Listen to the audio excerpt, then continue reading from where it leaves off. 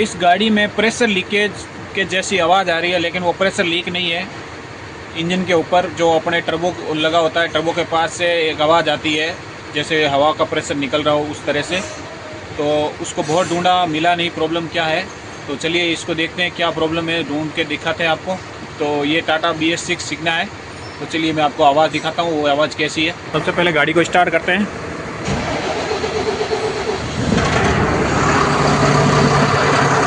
अभी इंजन के पास में कोई आवाज़ नहीं आ रही है, लेकिन एक बार एक्सीलेटर देने के बाद आवाज़ आएगी।